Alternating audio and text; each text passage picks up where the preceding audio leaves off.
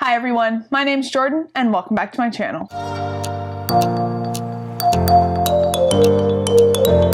Hi, Editing Jordan here to say I filmed 5 videos today. I'm trying to get ahead of the game because February is going to be really busy for me, so I decided let's knock out a ton of videos. Filmed all 5, felt so good with myself, then went to edit them and realized I have lipstick on my teeth for all 5 of them. So I'm sorry, I'm not refilming these 5 videos. Please pretend the lipstick is not on my teeth. It is what it is, guys. Today I'm going to be doing my review of Tress of the Emerald Sea by Brandon Sanderson. This is the first of 4 of Brandon Sanderson's secret novels for the Year of Sanderson coming out this year. I backed the Kickstarter at the level where you get the 4 hardcovers, and I did not realize that you also get the ebooks when you sign up at that level. So on January 1st, I had a huge surprise that I had the ebook in my mailbox. So that was so exciting, and I was so disappointed that I couldn't get to it right away, but I got to it as soon as I could, and I was so in love with this book. I'm going to say that if you want absolutely no spoilers, then I would skip this video till after you watched it. It's going to be a spoiler-free review in the sense that I'm not going to spoil endings, I'm not going to spoil any conclusions or any major plot points or anything like that, but I am going to talk about like the overall plot of the book, like what it's about, the setting, things like that. I'm going to talk about those kind of things that I typically talk about in my reviews. So if you want to know absolutely nothing about this book, then I would save this video for later. But if you're okay with kind of knowing like the setting and the overall storyline, like the overall plot, again, not getting into big plot points or what happens at the end or anything, but just like the goals of the main characters and stuff like that, then you can stick around. So with that out of the way, let's get into it. This story is about a girl named Tress who lives on this small island on this planet where instead of water oceans, they have oceans of these spores, and the spores are different colors, and each different color reacts to water in different ways. So she lives off the Emerald Sea, which are verdant spores, which when they get wet turn into vines. And so she lives on this island in the middle of this Emerald Sea. It is a small island and it's a small community, and she falls in love with the Duke's son. However, when the Duke finds out about this, he says that his son must get married and they leave the island. When they return quite a long time later, Tress finds out that the Duke's son was given to this dark sorceress. So she decides to leave the island to go rescue him. And what follows is a really touching, beautiful, magical story about young love and about adventure and exploring and finding oneself. And it was amazing.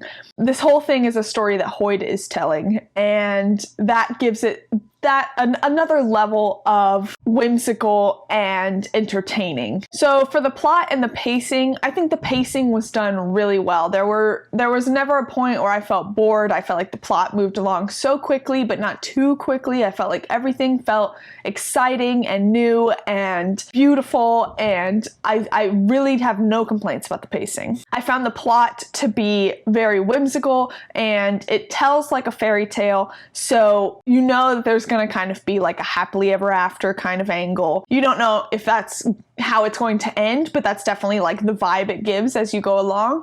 And it feels, while that kind of gives it an air of predictability, it's also the Cosmere and it's also Hoyd telling it, so it could be something that ends up getting flipped on its head. So like that tension throughout of being like, are we gonna get the fairy tale happily ever after, is so fun. And I think that Hoyd telling the story is really what makes it so good. Like the way Hoyd tells stories, it's funny, and it is trimmed down to be just what is needed in the story. He doesn't like drone on and on about things that aren't important. And it just adds this air of fun and whimsy that otherwise may not have been there. And it also gives it that Cosmere tie-in. You know that this is a Cosmere book. You know it's set in the Cosmere. There are a few mentions throughout of different Cosmere related things that I picked up on. So all of that together created a very fun story. It's also like a nautical fantasy. Almost the entire book is set on a boat on this spore ocean, and I love nautical fantasy, and so this really worked for me. So the characters are all just phenomenal.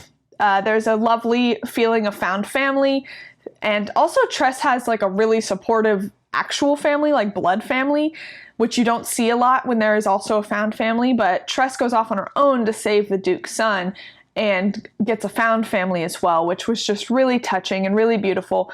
And all of the characters felt very unique when they needed to be, and minus the Dougs that I won't spoil, but the Dougs is like maybe one of the funniest things I've ever read in a Brandon Sanderson book. Because, little side tangent, Brandon Sanderson normally is not funny. I don't find Brandon Sanderson's humor that funny. Like in Miss Borneo 2, a lot of it is just not funny. But when you get to character interactions, a lot of times those are funny. But when a character tries to make a joke, it's normally not funny.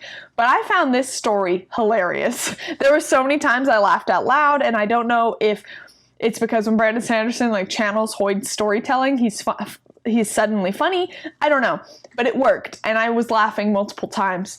And so these characters, their interactions were funny, but they were also really heartfelt, and Tress as a character had an amazing character arc, and actually a lot of the characters had really great character arcs where there was like, they started at one place and you can very well see how and why they make each decision they make and who they become at the end. Like, it all just makes sense, and I think that the character work was just really, really well thought out by Brandon Sanderson in this book. The magic system felt very Cosmere. The spores felt very reminiscent of something from Stormlight, which I'm not totally sure if they're the same thing, but maybe they are. But overall, it felt very, very Cosmere.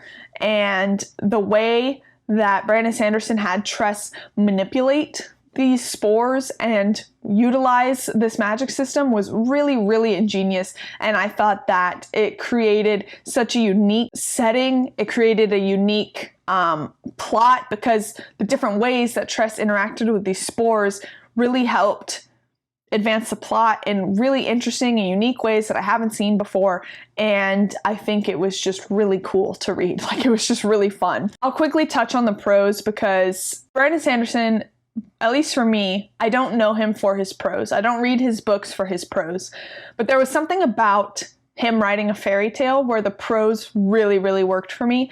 I felt like I was highlighting a quote like every other page. There were so many quotable moments in the story where Hoyd would put in some little drop of wisdom or some little like lyrical quote about something that happened that was just so beautiful. All of the setting descriptions were so atmospheric, and I really felt in this story. I felt fully immersed in this beautiful story, and at the end of the day, I feel like this book was specifically written for me. I feel like Brandon Sanderson wrote this book to me. I know it was for his wife, so maybe me and his wife have a lot in common. I don't know. But there was so much about this book that is specifically things I like to see in books. And so it made my enjoyment that much better. And I am so excited to reread this. I hope that they traditionally publish an audiobook, because I did not get the audiobooks, but I bet it is great. So I really, really want to listen to it if that ever gets traditionally published. And overall, I just think this story was a resounding success, and while I do think I might have enjoyed this a little more than other people might, just because there was so much of what I love in books, I still think anyone that's a Cosmere fan will find things to like in this book and will find it enjoyable. I think that this is also a book of his that could be really read by any age. There's some graphic violence in it, but other than that, it feels very like an all ages book. Like, it feels like a kid could read this as long as they were okay with that violence, because it does have that fairy tale quality, but it also doesn't feel like a kid's book. Like, you can tell that like an adult can enjoy this book as well, obviously. So I really, really just feel like this book is a huge success. And if this is the first of these 4 books, if they all match this level,